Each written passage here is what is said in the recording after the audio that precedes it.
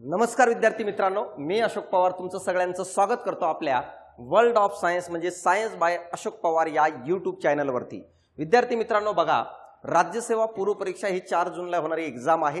या पूर्व परीक्षेसाठी सामान्य विज्ञान हा विषय तुमच्यासाठी टर्निंग पॉइंट ठरणार आहे। विद्यार्थी मित्रांनो, एक गोष्ट लक्षात घ्या, जे लोक राज्यसेवा करत आहेत त्यांनी समजून घ्यावं, सीसॅट क्वालिफाय झाल्यामुळे फक्त जीएसच्या आधारे कट ऑफ लागणार आहे आणि जीएस मध्ये जवळपास 20-25 प्रश्नाच्या जवळपास मला सांगा ते प्रश्न असतात कशाचे माहित आहे का? विज्ञानचे। जवळपास 25% याच सब्जेक्टचे प्रश्न विचारले जातात आणि हे सब्जेक्ट न केल्यामुळे कट ऑफ मध्ये मार्क म्हणजे कट ऑफ पर्यंत जाणं हे मुलांसाठी थोडं कठीण जातं। आता बघा, वेळ कमी आहे, वेळ कमी असल्यामुळे सामान्य विज्ञानाचं काय वाचायला पाहिजे, कसं वाचायला पाहिजे हे काही विद्यार्थ्यांना कळत नाही। तर पाठीमागच्या प्रश्नामध्ये आयोगाने काय काय संदर्भ दिलता आणि त्याचे उत्तर काय होते, तर मित्रांनो माहित आहे का, यासाठी तुम्हाला थोडं समजून यावं म्हणून राज्यसेवा पूर्व परीक्षा जी 2022 ला झालती यावर आयोगाने विचारलेल्या प्रश्नांचं विश्लेषण मी या लेक्चरमध्ये तुम्हाला करून देणार आहे। मित्रांनो 20 प्रश्न आहेत, सर्व प्रश्नांचे सर्व पर्यायाचे विश्लेषण देण्याचा प्रयत्न करतो। व्यवस्थित लक्ष द्या, जर या म्हणजे या ऑप्शनवरून किंवा विश्लेषणवरून जर 2023 ला प्रश्न तयार झाले की त्याचे उत्तर तुम्हाला यायला पाहिजे। विद्यार्थी मित्रांनो, यासाठी बघा, पुढे जाण्याच्या अगोदर सगळ्यांना एक विनंती आहे, यूट्यूब चॅनलला सगळ्यांनी सबस्क्राइब करून टाका। येणाऱ्या काळात कळाला का, कंबाईन मुख्य परीक्षा असेल किंवा कोणतेही सरळ सेवा भरतीमध्ये जो अभ्यासक्रम आला त्याच्यामधला विज्ञान असेल, सर्व मी तुम्हाला यूट्यूबला उपलब्ध करून देण्याचा प्रयत्न करणार आहे लेक्चरच्या स्वरूपात। यासाठी यूट्यूब सबस्क्राइब करून ठेवा, यूट्यूब चॅनल कोरेल का, जेणेकरून की लेक्चरचं नोटिफिकेशन तुम्हाला पहिलेच मिळून जाईल। मित्रांनो, तर चला बघा, आता सगळ्यात पहिला प्रश्न काय बघा, आयोगाने विचारलेलं बघा, मी ए सेट घेतलेले 2022 तर 36 नंबरच्या प्रश्नापासून पुढे विज्ञानचे प्रश्न होते। खालीलपैकी कोणती पद्धत काला का पृथ्वी आणि ग्रह यांच्यातील अंतर मोजण्यासाठी वापरतात, असं या ठिकाणी प्रश्न तुम्हाला दिलेला आहे। जिओग्राफीच्या रिलेटेड असणारा हा प्रश्न आहे। काला का, जर बघितलं जो काही जीआयएस मध्ये याच्यामध्ये एरियल फोटोग्राफी मध्ये वापरतो। आता बघा, पॅरलॅक्स पद्धत आहे, डायरेक्ट सिस्टीम मापन पद्धत आहे, स्लोप टॅपिंग पद्धत आहे आणि इको पद्धत आहे। आता बघा, या ठिकाणी मी तुम्हाला सांगतो काय आहे, तर या प्रश्नाचं उत्तर सगळ्यांना माहित आहे। पॅरलॅक्स पॅरलॅक्स मेथड म्हणजे काय असतो माहित आहे का, की अशा प्रकारे मला सांगा हे केलं जातं। म्हणजेच काय, जर बघितलं रेजच्या साहाय्याने हे रेज 2 टाकले गेले, समजा पृथ्वी इथं फिरत आहे, तर मला सांगा या ठिकाणी आपलं सूर्य आहे, तर मला सांगा जेव्हा एखाद्या सेंटर पासून लाईट निघून पुढे अशा ट्रँगलच्या स्वरूपात ट्रॅव्हल करत असते आणि याच्या साहाय्याने जेव्हा अंतर मोजलं जातं, जसं ही अर्थ आहे, ही अर्थ आहे आणि हा आपला सन आहे, या मेथडला काय म्हणतो? पॅरलॅक्स। एरियल फोटोग्राफीमध्ये काला का जो जीआयएस चा पार्ट आहे त्याच्यामध्ये ही पद्धत वापरली जाते। मित्रांनो माहित आहे का, अंतर मोजण्यासाठी पॅरलॅक्स मेथड हीच पद्धत मला सांगा पृथ्वी आणि ग्रह किंवा वेगवेगळे सन आणि त्याचे काही जे काही ग्रह आहेत सॅटेलाइट काला का, यांच्यामधील अंतर मोजण्यासाठी पण पॅरलॅक्स पद्धतीचा वापर केला जातो। डायरेक्ट डिस्टन्स मापन पद्धत कुठं वापरलं जातं? जेव्हा मित्रांनो माहित आहे का, व्हर्टिकल डिस्टन्स मोजायचं असतं, काला का डिस्टन्स मोजायचं असतं डायरेक्ट विदाउट स्लोप, स्लोपचं न विचार करता। म्हणजे सर बघा, आता मी तुम्हाला सांगतो अशा प्रकारचं काय माहित आहे का, हे व्हर्टिकल डिस्टन्स मोजायचं आहे, इथून अशा प्रकारे हे एक दरी आहे अशा प्रकारे, तर मला सांगा या ठिकाणापासून ते या ठिकाणापर्यंतचं अंतर मोजायचं आहे, तर इथून अशा प्रकारे हा सरळ अंतर मोजलं जातो। याला आपण कोणती पद्धत म्हणत असतो माहिती आहे का? डायरेक्ट डिस्टन्स मेजरमेंट पद्धत। असं जाऊन असं मोज काढत जात नाही मित्रांनो। रस्ते बांधत असताना, ब्रिज बांधत असताना या पद्धतीचा वापर करतात, कारण की सरळ अंतर किती आहे तो मोजण्यासाठी। मित्रांनो कोरेल का, जसं एका टेकडीवरून दुसऱ्या टेकडीवरचं अंतर मोजायचं असेल तर। स्लोप टॅपिंग पद्धत काय आहे, ही पण तसंच आहे, पण ही कशी आहे मित्रांनो माहित आहे का, अशा प्रकारची आहे। म्हणजे व्हर्टिकल जो स्लोप आहे तो न घेता तसं मोजत असतो, याला स्लोप टॅपिंग पद्धत म्हणून ओळखलं जातं। आणि या ठिकाणी इको पद्धत मला सांगा, जसं उदाहरणामध्ये हे इको साऊंडचा वापर करता येतं किंवा याचा वापर करून मोजलं जातं, पण हे कुठं मोजलं जातं माहित आहे का, एखादा जवळचं अंतर असेल, हे असेल, साऊंडचा वापर करून काय आहे याचा वापर केला जातो। कोरेल का, तर अशा प्रकारे मला सांगा हा प्रश्न आयोगाने विचारलेलं होतं, याचं उत्तर होतं पॅरलॅक्स मेथड। पॅरलॅक्स अशा पद्धतीने काय आहे मोजलं जातं। बघा, हा भौतिकशास्त्राचं गणित विचारलं होतं. 2023ला पण गणित येऊ शकतात. मिनिमम 2-3 प्रश्न गणिताचे येऊ शकतात. मॅक्झिमम 6 प्रश्नापर्यंत पण गणित आयोग काय आहे विचारत असतो. 2-4 कमीत कमी किंवा 6 जास्तीत जास्त. आता बघा काय आहे, 100 ओहम रोध यानी काय रेजिस्टन्स दिले आपल्याला मित्रांनो, कळाला का? 100 ओहम रोध असलेल्या उपकरणाच्या 2 टोकामध्ये 33 व्होल्ट विभवांतर यानी काय रे, विभवांतर पोटेन्शियल डिफरन्स दिलेले आहे. प्रयुक्त केले असता उपकरणातून काही म्हणजे काय, समजा एक्स एवढी विद्युतधारा, काही विद्युतधारा वाहते, तर मित्रांनो माहित आहे का 500 ओहम रोध असणाऱ्या उपकरणातून तेवढीच विद्युतधारा, कळालं खरे, तेवढीच विद्युतधारा म्हणजे एक्स एवढी, तेवढीच विद्युतधारा जाऊ देण्यासाठी त्या 2 टोकामध्ये किती विभवांतर प्रयुक्त करावं लागेल म्हणजे फी. काय सांगतोय रे तो काय म्हणतो माहित आहे का, एक सर्किट आहे, कळालं का, जसं अशा प्रकारे त्याच्यात रोध आहे किती 110 ओहम, कळालं का, रोध आहे. आणि याला मला सांगा, याला अशा प्रकारे मला सांगा 33 व्होल्ट विभवांतर जोडलेलं आहे, तेव्हा ह्याच्यातून एक्स एवढी विद्युतधारा वाहते असं तो म्हणतो. एक सर्किट आहे, त्याच्यामध्ये 110 ओहम रोध जोडलेला आहे, त्याला 33 व्होल्ट विभवांतर प्रयुक्त केलेला आहे, तेव्हा त्याच्यातून काही विद्युतधारा वाहते म्हणजे एक्स एवढी विद्युतधारा वाहते. आता तो काय म्हणतो माहित आहे का, जर आपण दुसऱ्या सर्किट घेतलं आणि त्याच्यामध्ये रोध जर आपण 500 ओहम जोडलो, 500 ओहम, आणि त्याच्यातून मला सांग भाऊ, त्याच्यातून तेवढीच एक्स एवढी विद्युतधारा वाहत असेल, तर यासाठी किती विभवांतर प्रयुक्त करावं लागेल असं ते या ठिकाणी प्रश्न विचारलेला आहे. म्हणजे इथं किती विभवांतर प्रयुक्त करावं लागेल असं म्हटलेलं आहे. आता बघा मी तुम्हाला सांगतो, आता काही लोक येतात, सर हे काय सांगू राहिलं कळत नाही, तर भाऊ याच्यासाठी वाचन करावं लागतं. जर तुला वाटत असेल की सर मी विद्युतधारा नावाच्या टॉपिकला बघतच नाहीये आणि नंतर ओरडत सुटतो की सर मला गणित येत नाही, मला 6 प्रश्न फिजिक्सवरचे गणितावरचे आले, एकही सॉल्व्ह करता आला नाही, मी सांगतो मित्रांनो, आतापर्यंत जेवढे भौतिकशास्त्रावरचे गणित विचारलेत ना, स्टेट बोर्डमध्ये जवळपास 99% गणित स्टेट बोर्डमधून विचारलेले आहे. मग तुला ते करणं होत नसेल तर काय अर्थ, हे पण स्टेट बोर्डमधला गणित आहे जशाला तसं, मग ते आपल्याला बघावं लागेल मित्रांनो, कोरेला का त्याच्याशिवाय ऑप्शन नाहीये. आता मला सांगा, तर या ठिकाणचं आपल्याला विभवांतर काढायचंय, यासाठी पहिल्यांदा आपण किती विद्युतधारा वाहत होती ते बघून घेऊया. कारण विद्युतधारा जर भेटली, कळालं का, तर आपल्याला या ठिकाणी विद्युतधारेची किंमत टाकून विभवांतर काढता येतं. म्हणून पहिल्या ह्याच्यामध्ये मला सांगा, आपल्याला विद्युतधारा काढायची आहे, तर I बरोबर V/R हा काय आहे, सूत्र आहे मित्रांनो विद्युतधारेचं. तर विद्युतधारा बरोबर I बरोबर विभवांतर 33 होता, पहिल्या सर्किटमध्ये रोध 110 होता, जर डिवाइड केलं तर 0.3 एम्पियर एवढी विद्युतधारा मला सांगा या ठिकाणी वाहते. कळालं का? कधी जर 110 ओम रोध असलेल्या उपकरणाच्या टोकात 33 व्होल्ट विभवांतर प्रयुक्त केले ना, तर त्यावेळेस विद्युतधारा 0.3 एम्पियर वाहते. आता तो काय म्हणतो, आता तो म्हणतो जर रोध हा 500 ओहम केलो आणि तेवढीच विद्युतधारा जर पाठवली 0.3 एम्पियर, तर त्यावेळेस किती विभवांतर प्रयुक्त करावं लागेल. सोपा आहे ना भाऊ, कळालं का? किती विभवांतर प्रयुक्त करावं लागेल, त्या 2 टोकात किती विभवांतर प्रयुक्त करावे लागेल असं म्हणतंय. तर या ठिकाणी बघ रे भाऊ, मग V फॉर्म्युला काय, IR आहे ओमच्या नियमानुसार. तर V बरोबर I किती रे, 0.3 आहे, R किती आहे 500, तर मला सांगा 3 गुणिले इथं 50 राहिलं, कारण हा दशांश चिन्ह हा 0 गेला, तर मला सांगा 150 व्होल्ट हा आपलं उत्तर असायला पाहिजे. तर या टॉपिकवर आयोगाने राज्यसेवेला वारंवार गणित विचारलेलं आहे. यासाठी तुम्हाला कळायला पाहिजे की कशा प्रकारे सॉल्व्ह करायचं आहे. तर अशा प्रकारे उत्तर तुमचं 4थं यायला पाहिजे. आणि या प्रकारच्या गणितांची थोडी प्रॅक्टिस करून घ्या. टेलिग्राम चॅनलला कळाला का नोटबुक पिन केलेली आहे, त्या नोटबुकमध्ये गणित आहेत. यूट्यूब चॅनलला पण मी काही लेक्चर टाकलोय, आणखी काही लेक्चर टाकणार आहे गणितावरचे भौतिकशास्त्राचे, ते आवर्जून बघून घ्या मित्रांनो. आता बघा, खालीलपैकी नैसर्गिक चुंबकत्वाचे नाव कोणते. तर मित्रांनो याचं उत्तर बघा, कधी कधी विचार करायचं, इमॅजिनेशन करायचं, उत्तरापर्यंत आरामशीर जाता भाऊ. जर तुम्ही या ऑप्शनकडे जर बघितले ना, कॉपर, जस्त आणि सिलिकॉन, याच्याबद्दल कळायला पाहिजे. सिलिकॉन जर बघितलं तर हा मेटॅलॉइड्स आहे, धातू सदृश्य आहे. मेटॅलॉइड म्हणतात यांना, का? कारण की हे धातूचे पण गुणधर्म दाखवतात, तसेच अधातूचे पण गुणधर्म दाखवतात. म्हणून याच्यापासून सेमीकंडक्टर तयार केलं जातं. म्हणजे याचा अर्थ सेमीकंडक्टरचा वापर म्हणून सिलिकॉनचं केलं जातं. तर त्याचं आणि चुंबकत्वाचं तर काही रिलेशन नाहीये. यानंतर तांबे जर बघितलं तर हा गुड कंडक्टर आहे मित्रांनो, कळालं का? विद्युत धारेच्या वहनासाठी किंवा उष्णतेच्या वहनासाठी कॉपरचा वापर केला जातो, कारण दॅट इज गुड कंडक्टर, कळालं का? झिंक जर बघितलं तर वनस्पती किंवा प्राणीसाठी that is a essential element आहे, कळालं का? इसेन्शियल एलिमेंट आहे, हा महत्वाचा आहे. ह्याचं आणि मॅग्नेटचं काही संबंध नाहीये. तर एकच ऑप्शन उरतं, लोड स्टेन जो आहे that is called as a natural magnet. जो मॅग्नेटाइट आहे ना, कळाला का?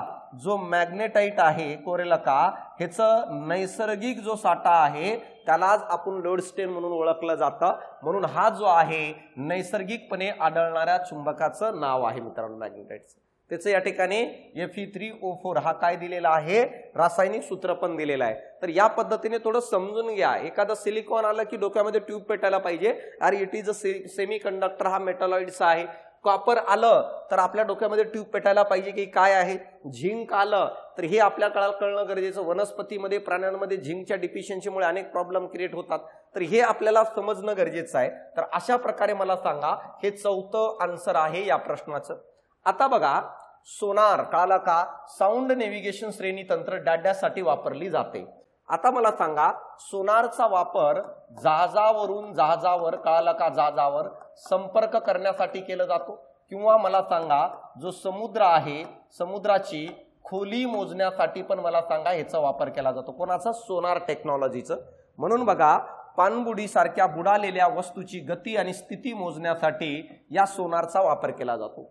परंतु बघा मित्रांनो, माहित आहे का, सोनारमध्ये ज्या ध्वनीचा वापर केला जातो त्याला जर काय म्हणत असेल तर त्याला आपण अल्ट्रासोनिक साऊंड म्हणतात रे. अल्ट्रासोनिक काय आहे? साऊंड म्हणतात, ज्याची वारंवारता, ज्याची फ्रिक्वेन्सी ही 20,000 हर्ट्झ पेक्षा काय असते? जास्त असते.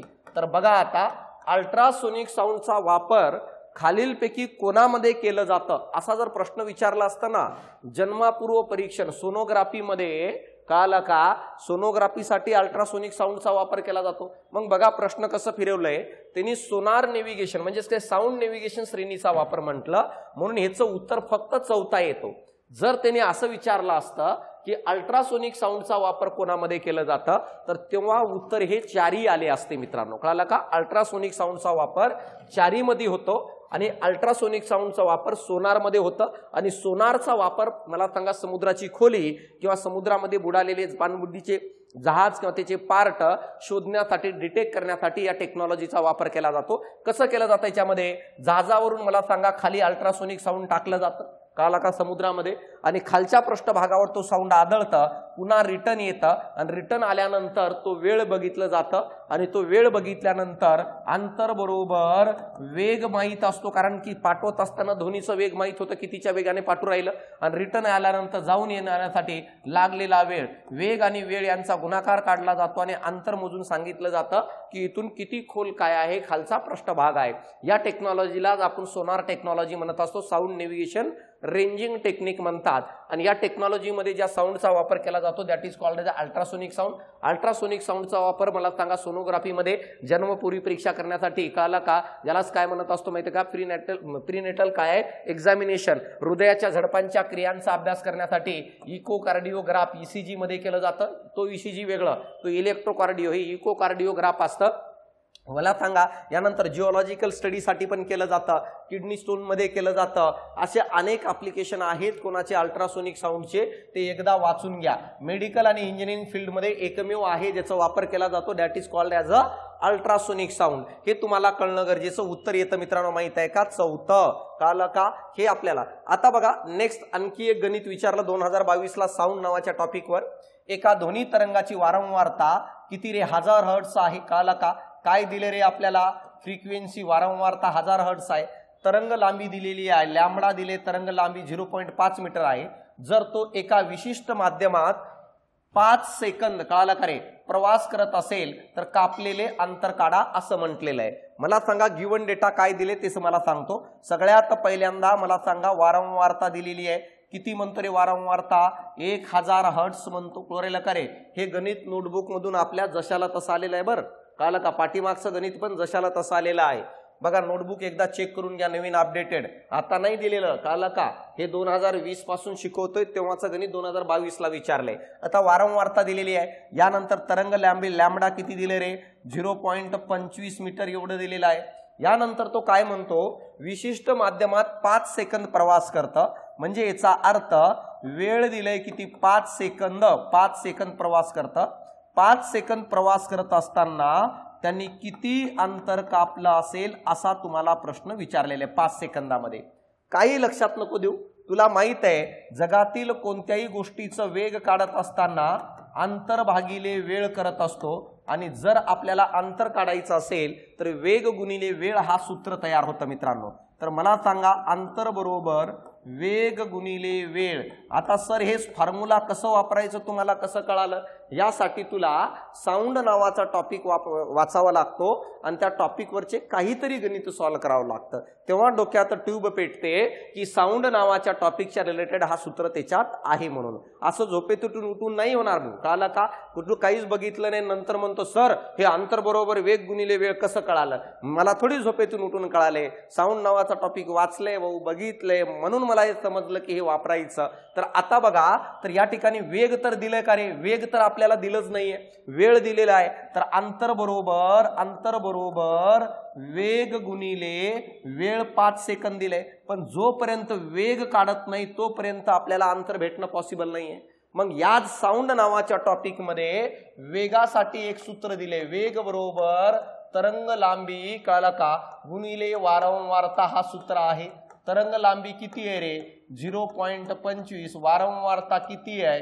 1000. मग मला सांगा, दोघांचा गुणाकार जर केलो तर हे 2.250 मीटर पर सेकंद एवढा वेग येतो मित्रांनो, कळालं का रे? मग वेग तेवढा आलं तर वेग या ठिकाणी ठेवून द्या, 250 गुणिले 5, कळालं का? तर मला सांगा किती येईल रे? तर 1250, कळालं का, मीटर एवढं अंतर तो पूर्ण करेल. म्हणून उत्तर काय येईल रे? दुसरं येईल. यासाठी बघा, पहिल्यांदा दिलेला गिवन डेटा काढायचं, जे विचारलंय ते काढायचं. मध्यंतरी एखादा डेटा जर भेटत नसेल तर दिलेल्या किमतीच्या आधारे न भेटणारा डेटा काढून घ्यायचं, नंतर किमती टाकून उत्तरापर्यंत जायचं मित्रांनो. तर हा एक प्रश्न विचारला होता आयोगाने 2022च्या पेपरला, हे तुम्हाला समजणं गरजेचं आहे. बघा विद्यार्थी मित्रांनो, माहित आहे का, जर तुम्ही संयुक्त मुख्य परीक्षा देणार असाल तर त्याच्यामध्ये सायन्स अतिशय टर्निंग पॉइंट असणार आहे. 2च सब्जेक्ट टर्निंग पॉइंट ठरणार आहेत, एक म्हणजे सायन्स आणि दुसरं म्हणजे मित्रांनो माहित आहे का, मॅथ अँड रिझनिंग. जर मला सांगा, सेंट्रल गव्हर्नमेंटच्या एक्झाम नुसार जर आयोगाने पॅटर्न बदललं मुख्य परीक्षेला तर मॅथ, रिझनिंग आणि सायन्स यांचं वेटेज ते वाढवून टाकू शकतात. यासाठी विषय सोडून नका देऊ. अवघड वाटत असेल तर त्याच्यावर सोल्युशन घ्या मित्रांनो, माझ्याकडून घ्या, महाराष्ट्रातील कोणत्याही विज्ञानच्या शिक्षकाकडून घ्या, पण हा प्रॉब्लेम सॉल्व्ह करून घ्या. कारण नंतर असं नको वाटायला पाहिजे की विज्ञानमुळे मी नापास झालो मित्रांनो. तर विज्ञानमुळे नापास होत नाही, आपण स्वतःमुळे नापास होतो. तर तुम्हाला जर वाचून होत असेल तर वाचून करून घ्या, कोणत्याही शिक्षकाकडून सायन्सचा फायदा होत असेल तर करून घ्या. तर याच मुख्य परीक्षेसाठी मी तुमच्यासाठी विज्ञान आणि तंत्रज्ञान दोन्ही सब्जेक्ट घेऊन आलेलो आहे, ज्यामध्ये विज्ञानमध्ये भौतिकशास्त्र, रसायनशास्त्र, जीवशास्त्र, आरोग्यशास्त्र, फिजिक्स, केमिस्ट्री, बायोलॉजी आणि हायजीन हे संपूर्ण भाग घेणार आहे. त्यानंतर टेक्नॉलॉजीमध्ये रिमोट सेन्सिंगचा पार्ट, एरियल फोटोग्राफीचा पार्ट, GISचा पार्ट आणि इन्फॉर्मेशन अँड कम्युनिकेशन टेक्नॉलॉजीचा पार्ट, हे सगळं भाग तुम्हाला या बॅचमध्ये उपलब्ध होऊन जाईल. व्हॅलिडिटी 5 महिने आहे बॅचची. एक लेक्चर 5 वेळेस पाहता येतात. आणि मला सांगा, व्हिडिओची संख्या 100+ आहे, तर तुम्ही आजच ही बॅच जॉईन करू शकता. डाउनलोड करायचे सायन्स बाय अशोक पवार हा ॲप्लिकेशन मित्रांनो. या ठिकाणी यूट्यूब चॅनलला डेमो लेक्चर बघू शकता, किंवा मला सांगा टेलिग्राम चॅनल जॉईन करा, ज्याच्यावर काही कंटेंट तुम्हाला भेटून जाईल. तर काही अडचण असेल तर खाली दिलेल्या नंबरवर कॉन्टॅक्ट करून तुम्ही काय तुमच्या अडचणी सांगू शकता. तर चला बघा, आता आपण पुढच्या ह्याच्याकडे जाऊया. काय असणार आहे? 2 समतल आरशामध्ये एक मांजर बसली आहे भाऊ, कळालं का? 2 समतल आरशामधील कोन जो आहे 30 डिग्रीचा आहे. 2 आरसे जे त्याच्यातला कोन 30 डिग्री आहे. तर मांजरीच्या प्रतिमा किती दिसतील? सिंपल आहे, कळालं का?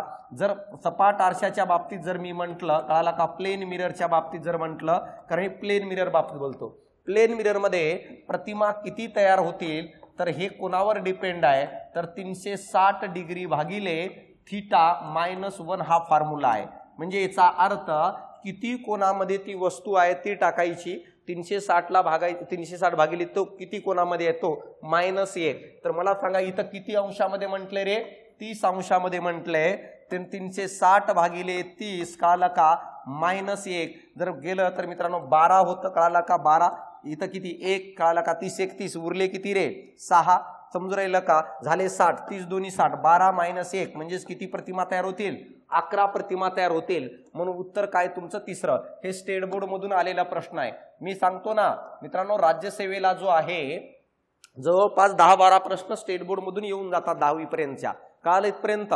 आणि स्टेट बोर्डची पण बॅच उपलब्ध करून दिलेली आहे बरं मी आपल्या या ॲप्लिकेशनवर. स्टेट बोर्डची पण बॅच आहे. आता कमी वेळ आहे, पण जर तुम्हाला वाटत असेल की स्टेट बोर्ड चांगलं कव्हर करून घ्या तर स्टेट बोर्डची बॅच जॉईन करून घ्या. त्याची फीस फक्त 249 रुपये आहे, ज्यामध्ये 6वी पासून ते 11वी पर्यंत सगळं स्टेट बोर्ड आणि एनसीईआरटी कव्हर केलेलं आहे. 40-42 लेक्चर आहेत, सगळं सिलेबस कव्हर आहे, नोट्स उपलब्ध आहे.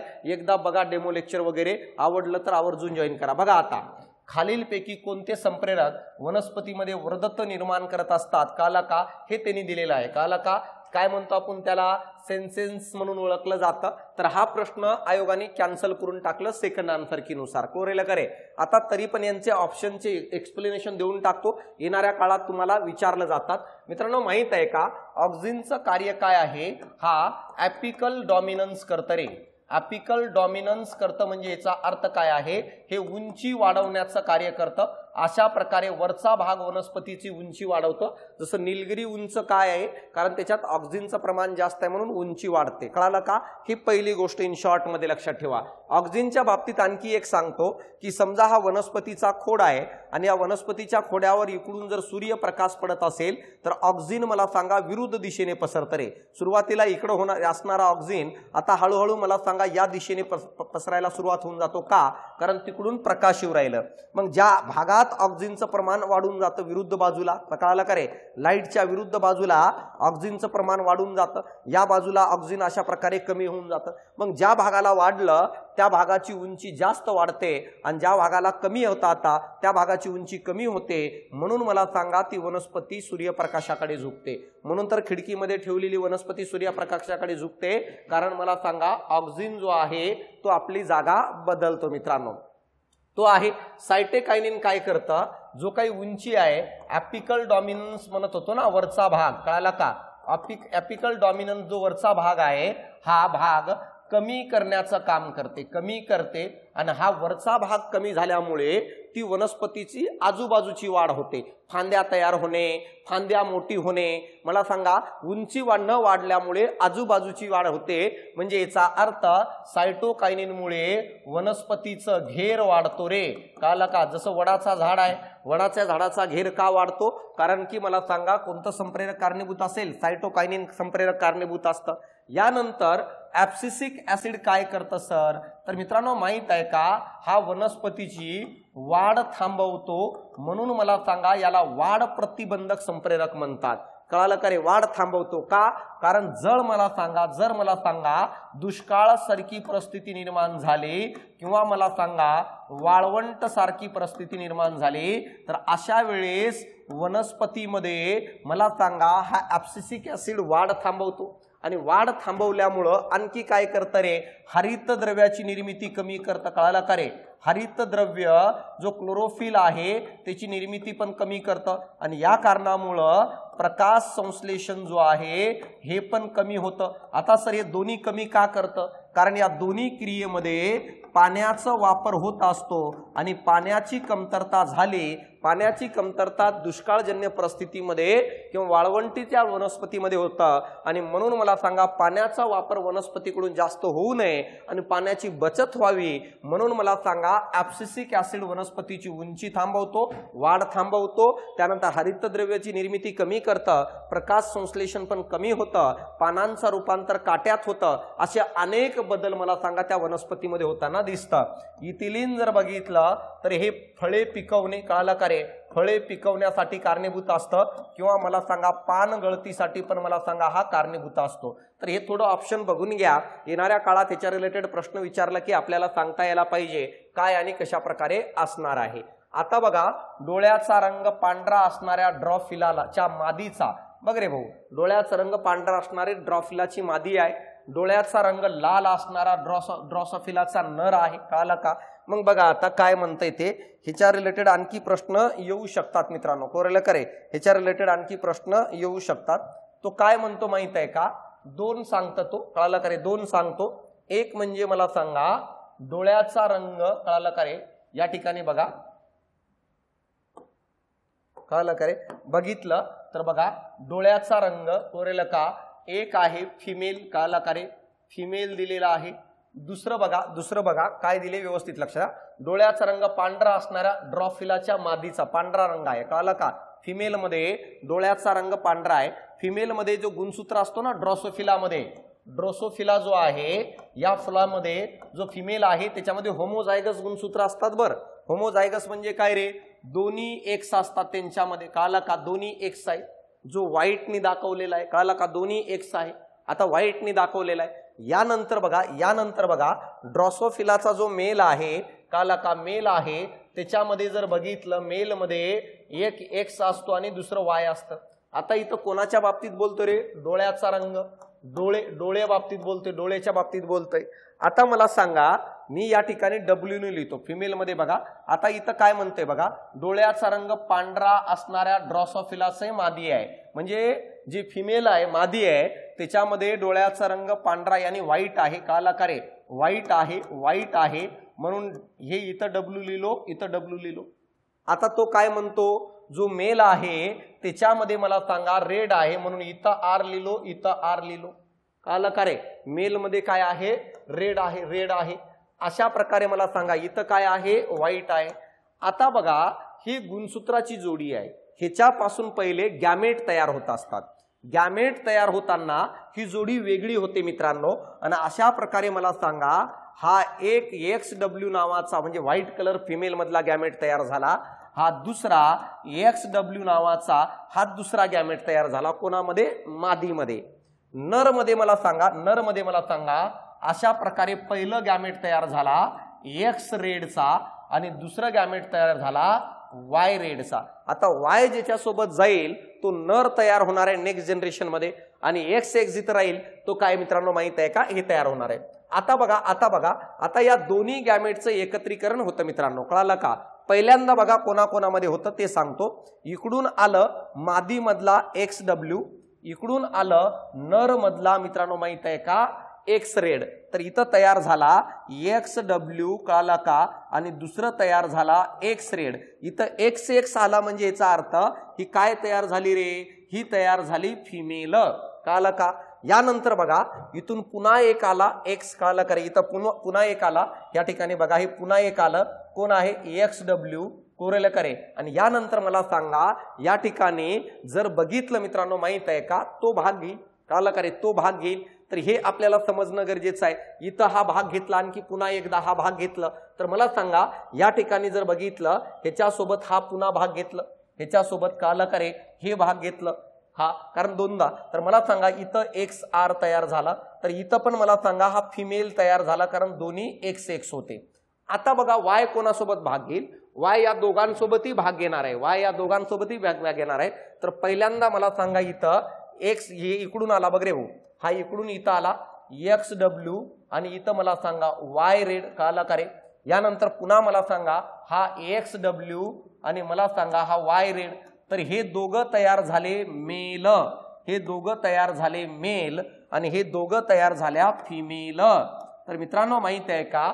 फिमेल मध्ये जेवढे आहेत त्यांच्यामध्ये रेड डॉमिनंट असतो, म्हणून मला सांगा जेवढ्या काही फिमेल तयार होतील या जनरेशन मधून त्यांच्या डोळ्याचा रंग लाल होणार, आणि जेवढे काही मेल तयार होतील त्यांच्या डोळ्याचा रंग पांढरा तयार होणार. मेल यानी मित्रांनो इथं बघा आता काय म्हणताय, डोळ्याचा रंग पांढरा असणारा ड्रॉसोफिलाच्या मादीचा, डोळ्याचा रंग लाल असणारा ड्रॉसोफिला नरासोबत संकरण झालं तर त्याच्या पहिल्या F1 पिढीतील सर्व मादी ड्रॉसोफिलाचा डोळ्याचा रंग विचारले. सर्व मादींचं काय रे? लाल, कारण दोन मादींचा गट तयार झाला तर त्यांचं लाल. जर इथं सर्व मादीच्या जागेवर सर्व नर हा शब्द टाकला असता तर मला सांगा सर्व नरांचा जो रंग आहे डोळ्याचा तो काय तयार झाला असतं? पांढरा. तर याचा अर्थ उत्तर दुसरा आहे. पण तुम्हाला हे टॉपिक करून जा मित्रांनो, अनेक वेळेस राज्यसेवेला प्रश्न आले, येणाऱ्या काळात पण पुन्हा विचारलं जाणार, ही गोष्ट तुम्हाला समजणं गरजेचं आहे. कळालं का? इनहेरिटन्स अँड व्हेरिएशन्स, कळालं का? हा जो एनसीईआरटीचा टॉपिक आहे 11वीचं, हे व्यवस्थित करून घ्या काय आणि कशा प्रकारे असणार आहे. यानंतर बघा, व्हायरॉइड्सच्या खालीलपैकी कोणत्या 3 विशेष गुणधर्म ओळखल्या जातात, ही गोष्ट लक्षात ठेवा. व्हायरॉइड्स जो आहे ना, व्हायरसच्या नंतर सापडला होता, पण व्हायरसपेक्षा थोडं वेगळं होतं मित्रांनो. काय आहे तर व्हायरॉइड्स हा व्हायरसपेक्षा लहान असतो अतिशय. कळलं का? व्हायरसपेक्षाही लहान असतो. म्हणून मला सांगा, पहिलं विधान बरोबर आहे, विषाणूपेक्षा आकाराने बरेच लहान असतं. कोण मित्रांनो माहित आहे का? व्हायरॉइड्स. हे आपल्याला समजणं गरजेचं आहे, आपल्याला कळणं गरजेचं आहे. आता बघा यानंतर जर बघितलं तर व्हायरॉइड्सच्या बाबतीत आपण म्हणू शकतो काय काय आहे. व्हायरॉइड्सच्या बाबतीत आपण म्हणू शकतो, एक म्हणजे काय रे, विषाणूपेक्षा लहान असतं. दुसरं म्हणजे ह्याच्यात आरएनए प्रेझेंट असतो, परंतु ह्याच्यात प्रथिनेचं आवरण नसतं रे. प्रथिनेचं आवरण जो आहे नसतं, हा आवरण व्हायरसमध्ये प्रेझेंट असतो. व्हायरसच्या वरतून प्रोटीनचं आवरण असतं, पण व्हायरॉइड्स नावाच्या या अतिशय सूक्ष्म पार्टिकलमध्ये प्रथिनेचं आवरण नसतं. हे आपल्याला कळणं गरजेचं आहे. दुसरी गोष्ट मित्रांनो माहित आहे का, हा पण वेगवेगळे रोग निर्माण करतो, हे पण कळणं गरजेचं आहे. म्हणून बघा, गोलाकार आरएनए रेणूने बनलेलं असतं, बरोबर आहे. आरएनए रेणू यानी प्रथिन प्रोटीन आवरणाने आच्छादित असणे हे चुकीचं आहे. कारण याला मी म्हटलो प्रोटीनचं आवरण नसतं, प्रोटीनचं आवरण व्हायरसला असतं आणि वनस्पतीवर रोग निर्माण करतात, हे पण बरोबर आहे. म्हणून ABD हे तुमचं उत्तर असायला पाहिजे, म्हणजे आन्सर कोणतं? पहिलं असायला पाहिजे. हे आहे व्हायरॉइड्स. दुसरं एक आहे व्हायरुसॉइड म्हणतात. काला का? व्हायरुसॉइड म्हणतात. हे एक प्रकारचे विषाणू असतात. काला का? आता हे ते विषाणू असतात जे दुसऱ्या विषाणूच्या आत राहतात. काला का रे? दुसऱ्या विषाणूच्या आत राहतात. काला का? हा कोणाच्याही शरीरात सरळ प्रवेश करत नाही.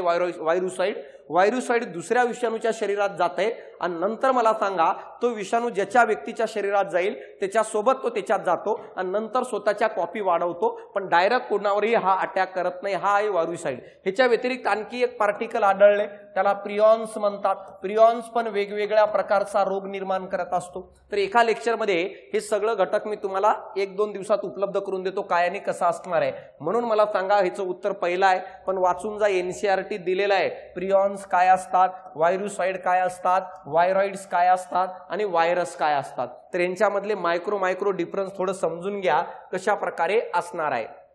खालीलपैकी कोणते पदार्थ मातीचे घटक आहे? हे सर सगळ्यांना येऊन जायला पाहिजे असे प्रश्न. कळलं का? दगड, गोटे, वाळू असतात, बारीक माती आणि कुजलेले पदार्थ असतात, जो पालापाचोळाचा पडलेला असतो. रासायनिक एलिमेंट्स प्रेझेंट असतात, त्याच्यामध्ये रंगद्रव्य पण असतात, म्हणून तर मातीचे कलर वेगवेगळं असतं. म्हणून ह्याचं उत्तर काय असेल रे? ABCD. कळलं का? हे सगळे उत्तर असायला पाहिजे. अशा प्रकारचे प्रश्न सेन्स ऑफ ह्युमरनं सोडवता यायला पाहिजे. आता बघा, खालीलपैकी कोणती पायरी वापरली जाते? कळालं? प्राणी वर्गीकरणासाठी म्हणते ते. प्राणी वर्गीकरणासाठी कोणती पायरी वापरली जाते? अशा प्रकारचं या ठिकाणी काय आहे विचारलेलं आहे. आता बघा, जेव्हा तुम्ही टॉक्झॉनॉमी हा शब्द वापरताना, टॉक्झॉनॉमी आहे, तर मित्रांनो माहित आहे, जर बघितलं टॉक्झॉनॉमीचा अर्थ आहे की सजीवांची नियमानुसार मांडणी करणे, सजीवांचं नियमानुसार वर्गीकरण करणे, सजीवांचं नियमानुसार नामकरण करणे, अकॉर्डिंग टू लॉ, याला टॉक्झॉनॉमी म्हणतात. मित्रांनो, टॉक्झॉनॉमी हा शब्द जर कुणी दिला असा जर प्रश्न विचारला तर उत्तर आहे डी कॅन्डले यांनी दिलेला आहे. टॉक्झॉनॉमीचा जनक म्हणून विचारलं तर उत्तर असायला पाहिजे कार्ल लिनियस. काल करे? कार्ल लिनियस हा तुमचं उत्तर असायला पाहिजे. मग तो प्लॅन्ट टॉक्झॉनॉमीचा पण जनक आहे आणि ॲनिमल टॉक्झॉनॉमीचा पण जनक आहे. मित्रांनो माहित आहे का, टॉक्झॉनॉमीनुसार जर आपण प्राण्यांचा विचार केलो तर मित्रांनो माहित आहे का, प्राण्यांमध्ये टॉक्झॉनॉमीनुसार सर्वात नियमानुसार लहान गट तयार होतं.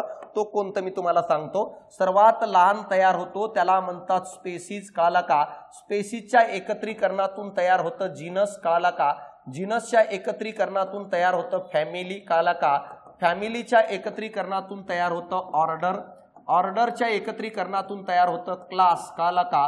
क्लासच्या एकत्रीकरणातून तयार होतं फायलम. काला का? आणि फायलमच्या एकत्रीकरणातून तयार होतं किंगडम. तर हे आहे कोणामध्ये? प्राण्यांमध्ये. जर तुम्हाला वनस्पतीचं विचारलं, वनस्पतीमध्ये कसं, तर तेही माहीत असायला पाहिजे.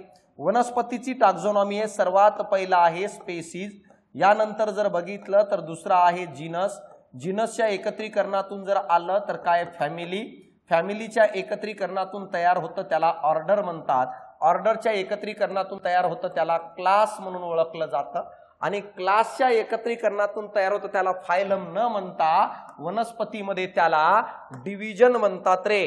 कोरेल का? वनस्पतीमध्ये जर बघितलं तर मला सांगा त्याला काय म्हणत असेल आपण? तर मित्रांनो माहित आहे का त्याला आपण म्हणत असतो डिव्हिजन, डिव्हिजन म्हणतात किंवा आणखी एक ऍड होऊन जातं इथं सब डिव्हिजन पण येऊन जातं, सब डिव्हिजन पण येऊन जातं आणि नंतर तयार होतं मित्रांनो माहित आहे का किंगडम. आता मला सांगा अशा प्रकारे हे वनस्पतीमध्ये जर टॅक्झॉनॉमीत काय बदल आहे प्राणी आणि वनस्पतीमध्ये तर तुम्हाला सांगता यायला पाहिजे की प्राण्यापेक्षा वनस्पतीमध्ये फायलमच्या जागेवर काय घेतात रे? डिव्हिजन आणि सब डिव्हिजन घेतात. तर हे कळणं गरजेचं आहे. हे नियमानुसार आहे. एकसारखे गुणधर्म दाखवणाऱ्याला स्पेसीज म्हणतो जे परस्पर प्रजनन करू शकतात, सारखे गुणधर्म दाखवणाऱ्या स्पेसीजला जिनस म्हणतात, सारखे जिनस दाखवणाऱ्याला फॅमिली म्हणतात. तर हा क्रम आहे. येणाऱ्या काळात काय विचारलं जाईल? येणाऱ्या काळात तुम्हाला विचारलं जाणार मित्रांनो माहित आहे का की क्लास नावाचा, वर्ग नावाचा जी टॅक्झॉनॉमी आहे, वर्ग नावाची टॅक्झॉनॉमी ही कोणत्या दोन टॅक्झॉनॉमीच्या मध्यंतरी येते प्राणीमध्ये? तर सांगता यायला पाहिजे फायलम आणि ऑर्डरच्या मध्यंतरी येते. जर तुम्हाला विचारलं वनस्पतीमध्ये क्लास नावाची टॅक्झॉनॉमी कुठे येते, सांगता यायला पाहिजे डिव्हिजन आणि ऑर्डरच्या मध्ये येते. तर अशा प्रकारे हे क्रम लक्षात ठेवा. हे कोण कोणाच्या मध्यंतरी येतं तो पण लक्षात ठेवा. तर इथं बघा आता किंगडम, किंगडमच्या नंतर फायलम, फायलमच्या नंतर क्लास, क्लासच्या नंतर ऑर्डर, फॅमिली, जीनस आणि स्पेसीज. तर याचा अर्थ मला सांगा हा चौथं उत्तर असणार आहे. जर मला सांगा वनस्पतीचं विचारलं असतं तर फायलमच्या जागेवर काय आलं असतं? फायलमच्या जागेवर आलं असतं डिव्हिजन मित्रांनो. तर अशा प्रकारचे प्रश्न तुम्हाला येणाऱ्या काळात जर थोडं चेंज करून विचारलं तर सांगता यायला पाहिजे. बघा परिसंस्था ही निसर्गाचं स्वयंनियामक व स्वयंशासित संरचनात्मक कार्यात्मक संच आहे. इकोसिस्टीम बद्दल विचारले त्यांनी. इकोसिस्टीम नंतर काय म्हणते रे? इकोसिस्टीम मध्ये बायोटिक आणि अबायोटिक कंपोनंट येतात. कळलं का? बायोटिक मध्ये जे सजीवांचा रिलेटेड असणार आहे, अबायोटिक म्हणजे जसं सजीवांचा संबंध नाही आहे, link together with the following process. आता जो बायोटिक आणि अबायोटिक हे कंटेंट कंपोनंट असतात कुठं माहिती आहे का? इकोसिस्टीम मध्ये. ते कसं कनेक्टेड असतात कळलं का? तर मला सांगा उत्पादकता, प्रोडक्टिव्हिटीच्या रिलेटेड कनेक्टिव्हिटी असतात मित्रांनो. कळलं का? कारण की उत्पादकता असणं गरजेचं इकोसिस्टीम मध्ये, तरच मला सांगा सजीव जिवंत राहू शकतात. मग त्या ठिकाणी नॉन लिव्हिंग आणि लिव्हिंग दोघांचाही वापर होतो. यानंतर मला सांगा डिकम्पोजिशन, कुजणे हे पण आहे मित्रांनो. कळलं का? कुजलेले पदार्थ असतात कोरेले का, ते महत्वाची गोष्ट इकोसिस्टीम साठी. पोषक चक्र, न्यूट्रिशन सायकल मध्ये पण यांचा रोल असतो सगळ्यांचा. आणि एनर्जी फ्लो म्हणजे याचा अर्थ सगळेच येणार आहेत यामध्ये, हे आपल्याला समजणं गरजेचं आहे. कळलं का? ह्या क्रिया घडत असतात गुंतलेले एकमेकांमध्ये. कोणामध्ये? इकोसिस्टम मध्ये. कोणाकोणामध्ये? बायोटिक आणि अबायोटिक कंपोनंट मध्ये, जैविक आणि अजैविक घटकामध्ये सगळ्या क्रिया घडत असतात. म्हणून उत्तर काय असायला पाहिजे? तिसरं. त्याला ABCD म्हणतो. तर हे एन्व्हायरमेंटचे काही क्वेश्चन आहेत, हे आपल्याला समजणं गरजेचं आहे. बघा आता आला बघा तो प्रश्न ज्या प्रश्नामुळं कळाला का रे कोर्टामध्ये वादविवाद झालतं, MPSC खूप टेन्शन मध्ये आलती. आता बघा पिट्युटरी ग्रंथीच्या बाबतीत आहेत. बघा मी तुम्हाला सांगतो पिट्युटरी ग्रंथीच्या बाबतीत एक पॉइंट सांगून देतो, समजून जा रे व्यवस्थित. मला सांगा पिट्युटरी ग्रंथीच्या बाबतीत जर बघितलं, पिट्युटरी ग्रंथी जी आहे, पिट्युटरी ग्रंथी जी आहे याचे दोन भागात विभाजन केले जातात मित्रा. एक म्हणजे काय रे? एक म्हणजे जर बघितलं तर मी सांगतो तुम्हाला कोणता असणार आहे. एक म्हणजे ऍडिनो, कळालं का रे? ऍडिनो हायपोफिसिस म्हणून ओळखला जाणारा हा पहिला भाग आहे. आणि दुसरा भाग आहे पिट्युटरी ग्लँडचा ज्याला म्हणतात न्यूरो हायपोफिसिस म्हणतात रे. कळालं का? हायपोफिसिस म्हणून ओळखलं जातं. ऍडिनो हायपोफिसिसला अँटेरियर पार्ट म्हणतात, अँटेरियर पार्ट म्हणून ओळखलं जातं पिट्युटरी ग्लँडचा. आणि न्यूरो हायपोफिसिसला पोस्टेरियर पार्ट म्हणतात. आता बघा या दोन्ही भागातून काही संप्रेरक तयार होतात. कोणकोणते संप्रेरक व्यवस्थित समजून घ्या. कोणकोणते संप्रेरक? सर्वात पहिलं या ठिकाणी GS तयार होतं, त्याला STH म्हणतात. कळलं का रे? ह्याचं काम काय? उंची वाढवणे, ज्याला ग्रोथ हार्मोन्स म्हणतो. हे तुम्हाला कळणं गरजेचं. जो कुठून तयार होऊ राहिलं? अँटेरियर मधून. यानंतर बघा TSS तयार होतं, त्याला थायरॉइड स्टिम्युलेटिंग हार्मोन्स म्हणतो, ज्याचं कार्य थायरॉइड ग्लँडवर नियंत्रण ठेवणं असतं. कोणत्या ग्रंथीवर? थायरॉइड ग्लँडवर. यानंतर तिसरा असतं त्याला म्हणतात ACTH. ह्याचं कार्य ॲड्रिनो कॉर्टिकोट्रॉपिक हार्मोन्स म्हणतो, ह्याचं कार्य ॲड्रिनल ग्लँडवर काय करणे, नियंत्रण ठेवणे.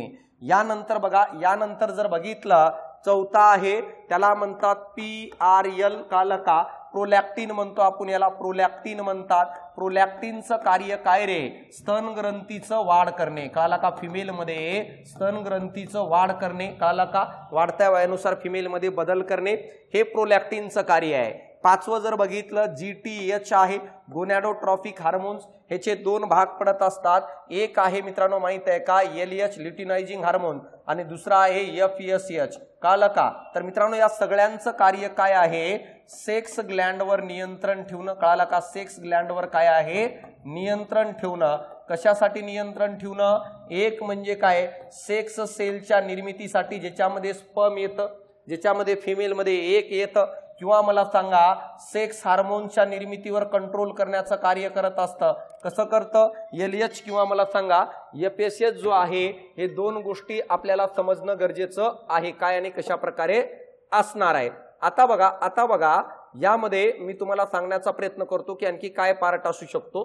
तर मला सांगा सेक्स ग्लँडवर नियंत्रण, सेक्स ग्लँड कोणते असतील रे, जसं मला सांगा टेस्टिस आहे आणि ओव्हरी आहे, तर या दोघांवरती नियंत्रण ठेवतं. सेक्स सेल कोणकोणत्या, जसं स्पर्म तयार करणे किंवा मला सांगा काय रे, एग तयार करणे. आणि हार्मोन्स कोणतं, प्रोजेस्टेरॉन, इस्ट्रोजन, टेस्टोस्टेरॉन, या सगळ्यांच्या निर्मितीवर कंट्रोल ठेवण्याचं काम GTH करत असतो. GTH चे दोन पार्ट पडत असतात, LH आणि FSH. आणि सहावं आहे मित्रांनो माहित आहे का, त्याला MTH म्हणतो, मेलॅनोसाइट. आणि ह्याचं कार्य काय रे, मेलॅनिन नावाचा रंगद्रव्य आहे, कळलं का. मेलॅनिन नावाचा रंगद्रव्य आहे जो काय करतो रे, त्वचा जी असते या त्वचेला काळा रंग प्राप्त करून देतो, त्याच्यावर नियंत्रण ठेवतं. आणि हे सगळे संप्रेरक ॲडिनो याने अँटेरियर मधून तयार होतात. इथून दोन तयार होत असतात, एक असतो ADH, याला म्हणतात व्यासोप्रेसिन.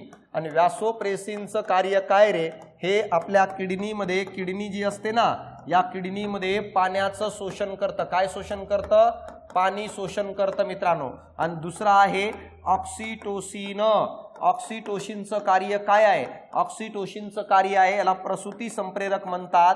कारण बाळाच्या जन्माच्या वेळेस मातेच्या शरीरात असणं गरजेचं आहे, कारण हे स्नायूंचं अंकुंचन आणि प्रसरण घडून आणतं. तर हे संप्रेरक आहेत. इथं काय दिले बघा, पिट्युटरी ग्लँडच्या बाबतीत काय दिले रे, it is called as a master endocrine gland. बरोबर आहे, याला मास्टर ग्लँड म्हणतात. का म्हणतात माहित आहे का, कारण की ह्या बाकीच्या सर्व ग्रंथीवर नियंत्रण ठेवतं, जसं हेडमास्टर करतं तसं हे मास्टर ग्लँड. आणि ह्याच्यावर कोण नियंत्रण ठेवतं माहित आहे का, ह्याच्यावर हायपोथॅलमस नावाचा मेंदूचा भाग नियंत्रण ठेवतो. म्हणून हायपोथॅलमसला मास्टर ऑफ मास्टर म्हणतात मित्रांनो, कळालं का. तर हे कळणं गरजेचं. पहिलं विधान बरोबर आहे बघा, इट्स अँटेरियर पार्ट इज, कळालं का रे, anterior part is a neuro hypophysis and posterior is a adeno hypophysis. हे चुकीचं आहे, कारण उलट केलंय त्यांनी. अँटेरियर पार्ट हा काय आहे, ॲडिनो हायपोसिस आहे. इथं काय म्हणतो, अँटेरियर पार्ट काय म्हणतो, न्यूरो हायपोसिस आहे, असं त्यांचं म्हणणं आहे, जे चुकीचं आहे मित्रांनो, कळालं का.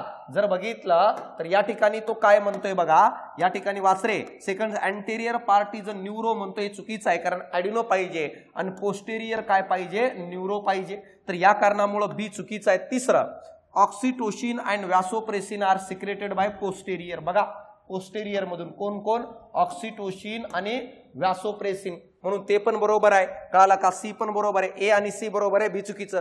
तिसरं डी, STH यानी काय रे, growth hormones, TSH thyroid stimulating आणि ACTH are secreted by adeno hypophysis, यानी काय, हे पण बरोबर आहे. म्हणून मला सांगा उत्तर काय यायला पाहिजे, ACD यायला पाहिजे. पण आयोगाने उत्तर काय दिलं, ए आणि सी दिलं. आयोग म्हटलं ते काय NCERT आम्हाला घेणं देणं नाही, आम्ही एकदा देऊन टाकलं उत्तर दुसरं असेल. पण ऍक्च्युली उत्तर पहिलं असायला पाहिजे. कोर्टामध्ये पण आयोगाने स्वतःलाच काय आहे म्हटलं की आमचं बरोबर आहे, आम्हाला काही घेणं देणं नाही. कळालं इथपर्यंत. तर मला सांगा यासाठी काय माहिती आहे का, उत्तर पहिलं यायला पाहिजे. डबल हा प्रश्न विचारला तर आयोग पहिला आन्सर देणार मित्रांनो. तर अशा प्रकारचा हा प्रश्न आहे. यानंतर बघा, यानंतर झाडांच्या श्वासोच्छवासाच्या क्रेबच्या चक्रादरम्यान खालीलपैकी कोणत्या क्रियेद्वारे फॉर्मिक ऍसिडचं रूपांतर मॉलिक ऍसिड मध्ये होतो, अशा प्रकारचा प्रश्न या ठिकाणी तुम्हाला काय हे विचारलेला आहे. आता बघा यामध्ये मी तुम्हाला सांगतो काय असणार आहे. तर याच्यामध्ये जर बघितलं मित्रांनो माहित आहे का, उत्तर आहे डिहायड्रोजिनेशन. कळाला का, डिहायड्रोजिनेशन मध्ये क्रेब्स सायकल मध्ये मित्रांनो काय माहिती आहे का, फ्युमॅरिक ऍसिडचं रूपांतर मॉलिक ऍसिड मध्ये होतं. सर हे काय हो, डिकार्बोक्सिलेशन काय आहे, अशी अभिक्रिया ज्यामध्ये मित्रांनो माहित आहे का कार्बोक्सिलिक ऍसिड मधून, कळालं का रे, कार्बोक्सिलिक ऍसिड जी आहे या कार्बोक्सिलिक ऍसिड मधून जर कार्बन डायऑक्साइड बाहेर फेकलं जात असेल तर त्याला आपण डिकार्बोक्सिलेशन म्हणतो. कळालं का रे, कार्बोक्सिलिक ऍसिड मधून कार्बन डायऑक्साइड जर बाहेर फेकलं जात असेल तर डिकार्बोक्सिलेशन म्हणतात. सर हे डिहायड्रेशन काय आहे, अरे माहित नाही का, पाणी कमी होणे शरीरात, मला सांगा पाणी कमी होणे याला डिहायड्रेशन म्हणतात. आणि शरीरात पाणी घेणे याला जर काय म्हणत असेल तर याला आपण हायड्रेशन म्हणतो. तर अशा प्रकारे मला सांगा याचं उत्तर दुसरं आहे. पण हे शब्द लक्षात ठेवा, येणाऱ्या काळात प्रश्न पडला की आपल्याला डिटेक्ट करता यायला पाहिजे. हिऱ्यामध्ये कार्बनचा एक अणू कार्बनच्या इतर अणूंनी जोडलेला असतो. मित्रांनो डायमंडचा जर विचार केलो तर हा कार्बनचा अप्रूप आहे. डायमंड मध्ये एका कार्बनला अशा प्रकारे 4 कार्बन जोडलेले असतात. डायमंड मध्ये एका कार्बनला 4 कार्बन जोडलेले असतात, म्हणून त्याचा स्ट्रक्चर हा टेट्राहेड्रली दिसतं आपल्याला. कळाला का, चतुःपृष्ठीय दिसतं. म्हणजेच काय उत्तर काय असायला पाहिजे दुसरं. आणखी काय सर, जर डायमंडची संरचना बघितली तर आपल्याला 3 डायमेन्शनल दिसतं. 3 डायमेन्शनल मध्ये काय डायमंड आपल्याला दिसतं, 3 डायमेन्शनल दिसतं मित्रांनो. यानंतर जर बघितलं डायमंड हा मजबूत असतं. कळाला का रे, मजबूत असतं. विद्युत धारेचं वहन डायमंड मधून होत नाही. वापर कुठं होतं रे, वापर मित्रांनो माहित आहे का, वापर अलंकार मध्ये केलं जातं, ज्वेलरी मध्ये. तसेच मला सांगा खडकांना छिद्र पाडायचं असेल तर, छिद्र पाडायचं असेल तर केलं जातं. तसेच मला सांगा जे उपग्रह असतात ना, सॅटेलाइट असतात, त्यांच्या खिडक्या बसवण्यासाठी केलं जातं. का, कारण की जर त्या उपग्रहामध्ये एखादं त्या मिसाईलमध्ये एखादं सायंटिस्ट बसलेला असेल तर बाहेरून येणारे जे रेडिएशन्स असतात त्यांना दुखापत करू नये म्हणून मला सांगा ही डायमंडचे खिडक्या बसवलेल्या असतात. तर अशा प्रकारे थोडं लक्ष द्या. ह्याच्या रिलेटेड आणखी मित्रांनो ग्राफाइट बद्दल येणाऱ्या काळात प्रश्न येऊ शकतं. आणि फ्लोरिन्स नावाचा एक अप्रूप आहे त्याच्याबद्दल विचारू शकतं, ते तुम्हाला कळायला पाहिजे, ते बघून घ्या काय असणार आहे. ट्रिटियमचा अणुक्रमांक डॅश आहे. ट्रिटियम काय आहे रे, ट्रिटियम मला सांगा हायड्रोजन जो आहे ना, या हायड्रोजनचा आयसोटोप आहे. आयसोटोप, आता बघा हायड्रोजनचे आयसोटोप 3 असतात मित्रांनो. कोणकोणते ते बघा, व्यवस्थित लक्ष द्या. हायड्रोजनचे आयसोटोप 3 आहे. हा पहिला आहे. कळलं का रे, जर बघितलं हायड्रोजनचे आयसोटोप्स काय आहे 3 आहे. कोणकोणते, हा पहिला आहे. कळलं का, हा दुसरा आहे. कोरलं का रे, आणि हा तिसरा आहे. पहिल्याला जर काय म्हणत असेल प्रोटियम म्हणतात, दुसऱ्याला जर काय म्हणत असेल ड्यूटेरियम म्हणतात, आणि तिसऱ्याला जर काय म्हणत असेल तर ट्रिटियम म्हणत असतो. आता बघा कोणत्याही समस्थानिकांमध्ये हा जो अणुअंक आहे हा अणुअंक आयसोटोप मध्ये सारखाच असतो. म्हणून बघा प्रोटियमचं, ड्यूटेरियमचं आणि ट्रिटियमचं अणुअंक एकच आहे हायड्रोजनच्या समस्थानिकात, कारण अणुअंक सारखा असतो. पण जर अणुवस्तुमानांक विचारला असतं ट्रिटियमचं तर किती उत्तर आलं असतं रे, 3 आला असतं. तर हे तुम्हाला कळणं गरजेचं आहे. येणाऱ्या काळात तुम्हाला न्यूट्रॉनची संख्या विचारलं जाईल तर या प्रोटियम मध्ये न्यूट्रॉन किती असतं, ह्याच्यात न्यूट्रॉन जर बघितलं मित्रांनो माहित आहे का, या ठिकाणी मी तुम्हाला सांगण्याचा प्रयत्न करतो की काय असेल. ह्याच्यामध्ये जर बघितलं न्यूट्रॉनची संख्या किती, तर ह्याच्यात न्यूट्रॉन किती असतात रे, 0. ड्यूटेरियम मध्ये न्यूट्रॉन 1 आणि ट्रिटियम मध्ये न्यूट्रॉन 2 असतं. तर हे तुम्हाला समजायला पाहिजे. जो साधा पाणी आहे ना, या साध्या पाण्यामध्ये मला सांगा प्रोटियम हा समस्थानिक असतं. जो जड पाणी आहे ना ड्यूटेरियम ऑक्साईड त्याच्यामध्ये हा असतं, आणि हा किरणोत्सर्जित गुणधर्म दाखवतं ट्रिटियम, ज्याचा वापर मित्रांनो माहित आहे का हायड्रोजन बॉम्ब मध्ये केलं जातं. या ठिकाणी जर आयोनाने अणुवस्तुमान विचारलं असतं तर उत्तर पहिलं आलं असतं, पण इथं अणुअंक विचारला ॲटॉमिक नंबर म्हणून उत्तर काय येईल रे, 4 येतं. अणुअंकामध्ये समस्थानिकांमध्ये अणुअंक सारखा असतोच. यासोबत प्रोटॉनची संख्या, इलेक्ट्रॉनची संख्या, अणुअंक हे सगळेचे सगळे सारखे असतात मित्रांनो. आणि वेगळं काय असतं, न्यूट्रॉनची संख्या, अणुवस्तुमान काय रे वेगळं असतं. ह्याच्या व्यतिरिक्त रासायनिक गुणधर्म हे पण सारखे असतात. आणि काय वेगळं असतं, भौतिक गुणधर्म हे वेगळे असतात. हे तुम्हाला कळणं गरजेचं आहे. तर हे थोडं वाचून घ्या काय आहे कसं आहे. पृथ्वीच्या वातावरणाच्या डॅश डॅश भागात वातावरणातील एकूण हवेचे सुमारे 70% भाग असतं, 70% 80%च्या जवळपास भाग असतं मित्रांनो, हे तुम्हाला कळणं गरजेचं आहे. 80%च्या जवळपास पण असतं. वातावरणाचे थरांमध्ये जर बघितलं मित्रांनो, माहित आहे का वातावरणाचा थर सगळ्यात पहिलं येतं त्याला काय म्हणत असतो रे, ट्रोपोस्फियर म्हणून ओळखलं जातं. ट्रोपोस्फियर म्हणतो आपण त्याला पहिलं, कळलं का रे, ट्रोपोस्फियर म्हणतो. यानंतर मला सांगा येतं त्याला मेझोस्फियर म्हणतात, मेझोस्फियर म्हणून ओळखलं जातं. यानंतर जर बघितलं थर्मोस्फियर आहे, थर्मोस्फियर येतं, थर्मोस्फियर.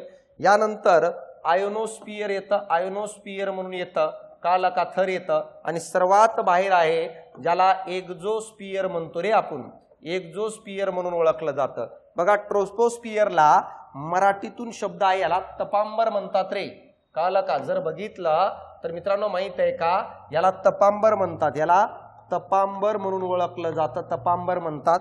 यानंतर मेझोस्फियरला स्थितांबर म्हणतात, स्थितांबर म्हणतात.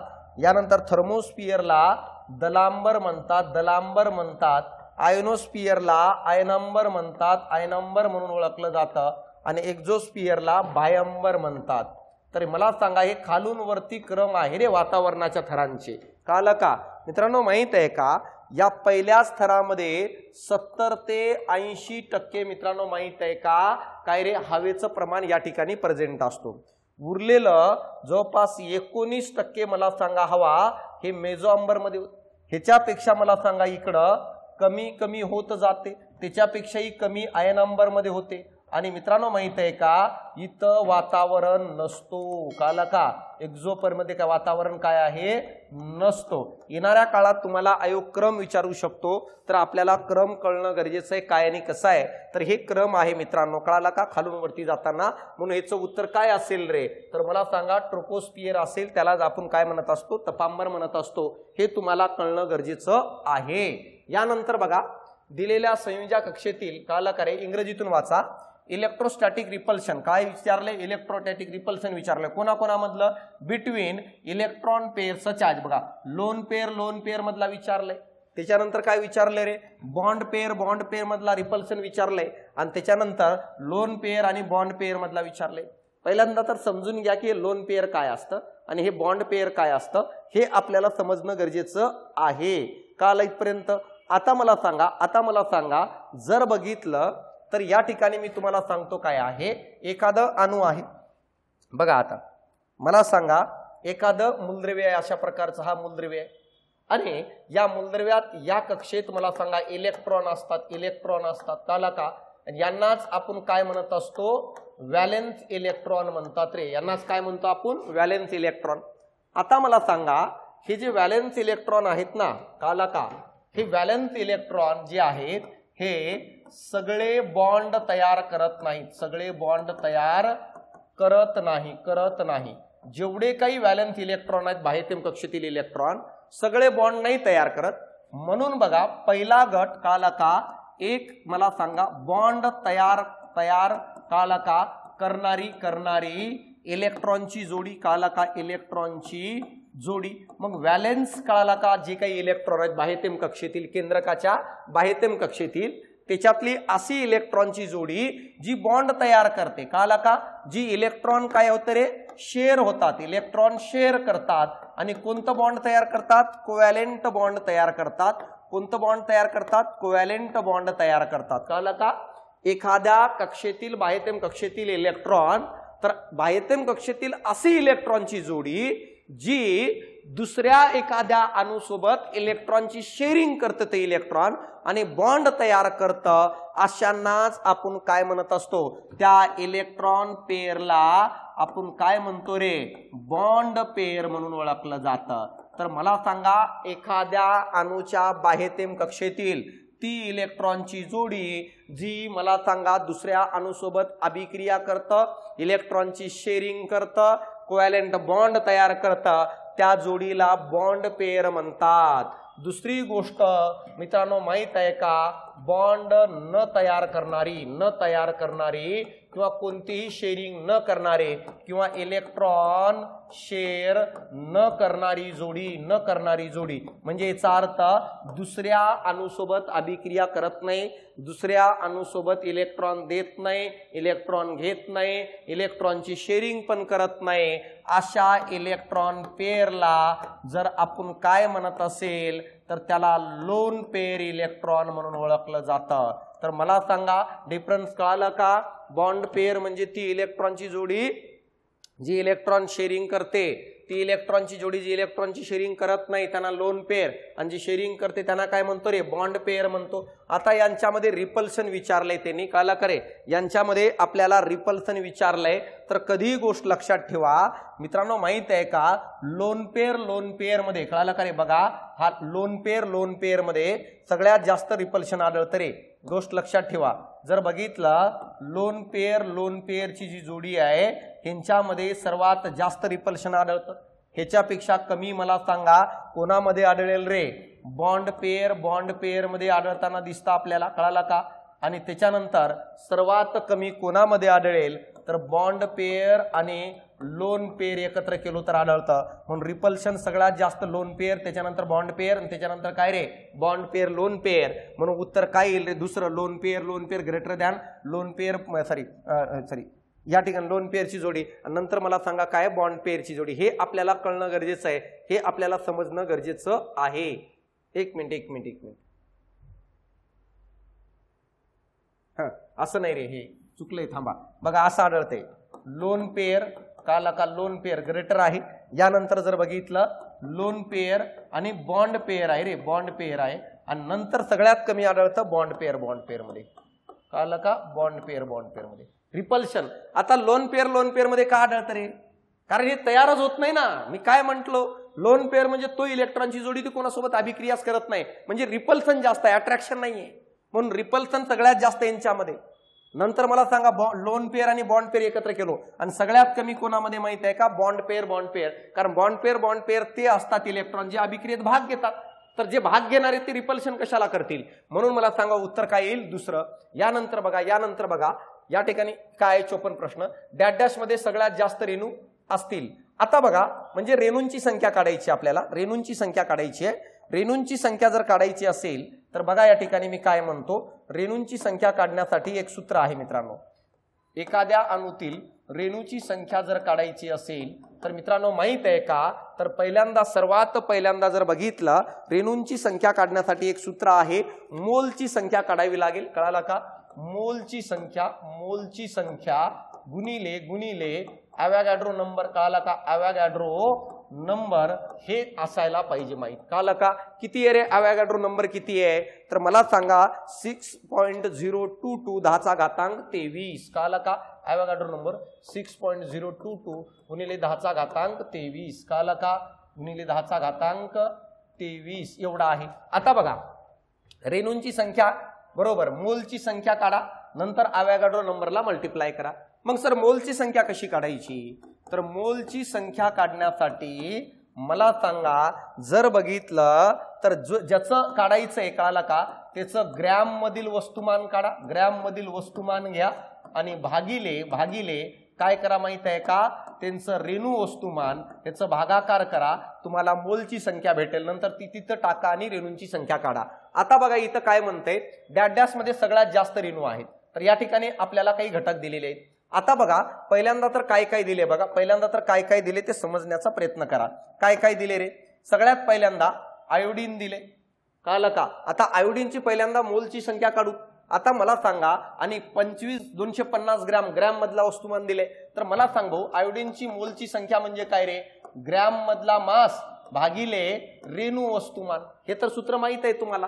मग मला सांगा आयोडीनचं ग्रॅम मधला वस्तुमान किती दिले रे? 250, कळालं का? भागिले आयोडीनचं रेणू वस्तुमान कुठे आहे? इथं दिले बघा, किती? 127 रेणू वस्तुमान.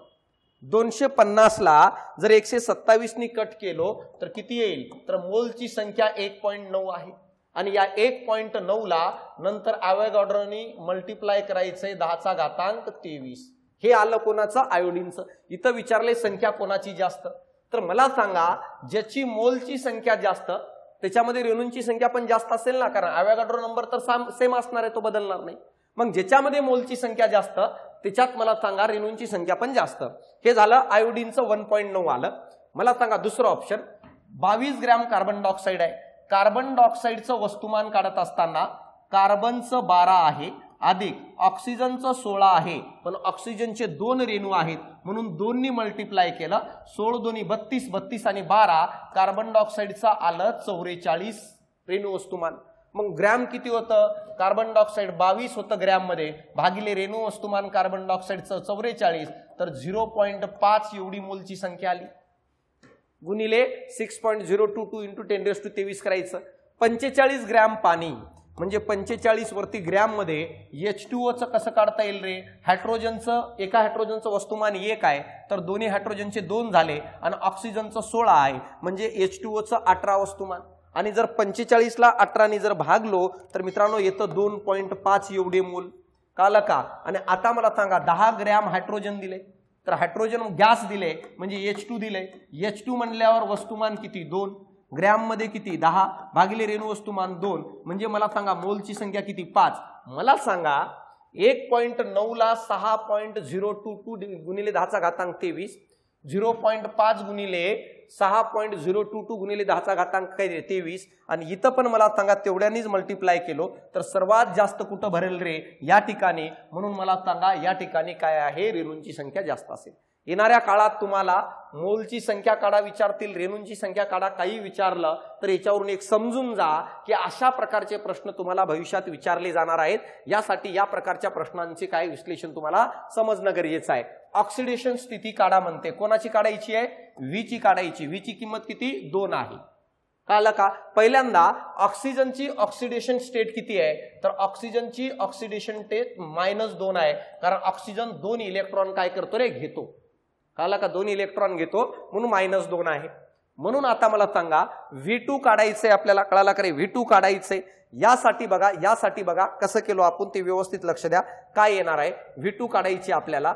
जर V2 काढायचं असेल तर 2x घेतलो आपण, क्लोरेलेका 2x प्लस मला सांगा 7 क्लोरेलेका रे 7 गुणिले मला सांगा ऑक्सिजनची ऑक्सिडेशन स्टेट -2 क्लोरेलेका बरोबर हा वरती 4 आहे म्हणून -4. या फॉर्म्युल्यानुसार काढलं जातं भाऊ. कळलं का? जास्त किचकट मध्ये नका पडू. क्लोरेलेका फक्त समजून घ्या कसं आलेला आहे. इथं 2x अधिक 7 दोन्ही -14 बरोबर -4 हा तिकडं जाईल. 2x बरोबर -4 अधिक 14 तर मला सांगा किती राहील? 2x बरोबर किती रे? 10. x बरोबर 10 भागिले 2 बरोबर +5 येतं. तर मला सांगा उत्तर काय? पहिलं येतं, कारण V2 म्हणल्यावर तिथं 2 घेतलं. तर अशा प्रकारे मला सांगा या ठिकाणी राज्यसेवेचे सर्व प्रश्नांचे विश्लेषण आपण घेतलेले आहे. व्यवस्थित बघून जा. YouTube चॅनलला सबस्क्राईब करा. कळालं का? काही सायन्स, एन्व्हायरमेंट, टेक्नॉलॉजी बद्दल काही अडचण असेल तर तुम्ही मला मेसेज करू शकता. ऑनलाईन ऑफलाईन दोन्ही स्वरूपात बॅचेस उपलब्ध आहे. जर विज्ञानचा काही प्रॉब्लेम असेल तर तुम्ही कॉन्टॅक्ट करू शकता. YouTube चॅनलला सबस्क्राईब करा. टेलिग्राम चॅनल जॉईन करून ठेवा जेणेकरून की नोट्स वगैरे उपलब्ध होत राहतील. तर चालतं मित्रांनो, या ठिकाणी मी थांबतो. भेटू आपण पुढच्या लेक्चरला. धन्यवाद.